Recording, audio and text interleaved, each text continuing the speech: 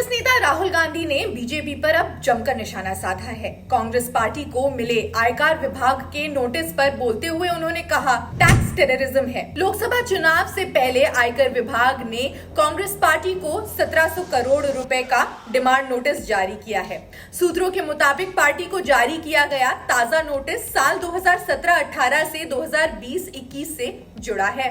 कांग्रेस नेता राहुल गांधी ने मीडिया से बात करते हुए कहा, जब सरकार बदलेगी तो लोकतंत्र के साथ खिलवाड़ करने वालों पर कार्रवाई जरूर होगी और ऐसी कार्रवाई की जाएगी कि दोबारा कोई ये सब करने की हिम्मत नहीं करेगा। ये मेरी गारंटी है। मीडिया से बात करते हुए कांग्रेस नेता अजय माकन ने कहा, भाजपा ने टैक्स कानूनों का गंभीर उल्लंघन किया है। आईटी विभाग को उससे 4600 करोड़ रुपए से अधिक की मांग करनी चाहिए। उन्होंने आगे कहा कि 1 अप्रैल को कांग्रेस पार्टी इस मामले को लेकर दोबारा सुप्रीम कोर्ट जाएगी। 2017-18 के अंदर बीजेपी की इनकम टैक्स डिपार्टमेंट ने हमारे से छीने। मैं बताना चाहता हूं कि 2017-18 के अंदर बीजेपी ने 1297 लोगों के डोनेशन जिन्होंने दिए हैं, उनका कोई एड्रेस, उनका कोई पता नहीं दिया।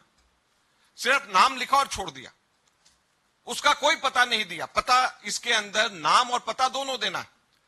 और कुल कितनी राशि? 42 करोड़ रुपए की राशि।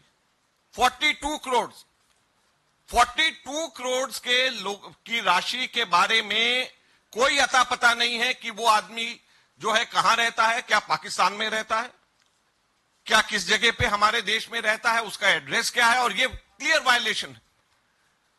इनकम टैक्स ने ये 42 करोड़ की वायलेशन पे तो आंख पे पट्टी लगा ली। देश की वित्त मंत्री निर्मला सीतारमण के पास आंध्र प्रदेश और तमिलनाडु की किसी सीट से चुनाव लड़ने का विकल्प था, पर उन्होंने बहुत सोचने के बाद भी बीजेपी के प्रदेश अध्यक्ष जेपी नड्डा को ना कह दिया। देश की वित्त मंत्री का मानना था कि उनके पास उस तरह के पैसे नहीं हैं जिससे वो चुनाव लड़ सके।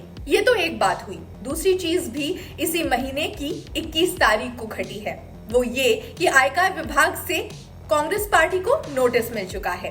राहुल गांधी, सोनिया गांधी और मल्लिकार्जुन खड़गे एक साथ प्रेस कॉन्फ्रेंस करने आए और कमोबेश वित्त मंत्री ही की तरह कहा कि हमारे पास चुनाव लड़ने के पैसे नहीं हैं। कांग्रेस के ऐसा कहने के पीछे की वजह निर्मला सीतारमण से थोड़ी अलग है। एज अ फाइनेंस मिनिस्टर उनकी आय और संपत्ति इतनी नहीं थी कि वो चुनाव लड़ सके, तो कांग्रेस के दर्द के पीछे की वजह पार्टी की आय पर लगने वाला इनकम टैक्स विभाग का भारी भरकम और बेतुका टैक्स था। कांग्रेस को तो यहाँ तक कहना पड़ा कि उसके अकाउंट फ्रीज किए जाने से चुनाव प्रचार में दिक्कत आ रही है। अपने नेताओं को एक शहर से दूसरे शहर भेजने के लिए रेलवे टिकट तक की व्यवस्था नहीं हो पा रही है। कांग्रेस को शायद उम्मीद हो रही थी कि चुनाव की दुहाई दिए जाने और जनता के सामने अपनी बात रखने से विभाग और सरकार थोड़ी नरमी दिखाएगी, पर हकीकत में ऐसा कुछ नहीं होता नजर आ रहा है। इनकम टैक्स विभाग ने कांग्रेस को 1700 करोड़ रुपए का एक नया डिमांड नोटिस भेज दिया है। गौरतलब है, कल लोकतंत्र बचाओ रैली में कांग्रेस पार्टी का क्या प्रदर्शन रहता है, देखना दिलचस्प रहेगा। पहला मामला 1700 करोड़ का है। कांग्रेस को 1700 करोड़ रुपए का जो डिमांड नोटिस भेजा गया है, वित्त वर्ष 2017-18 से लेकर 2020-21 के बीच के टैक्स रिटर्न की अनियमितताओं से जुड़ा है। 1700 करोड़ की रकम में जुर्माना और ब्याज दोनों शामिल है।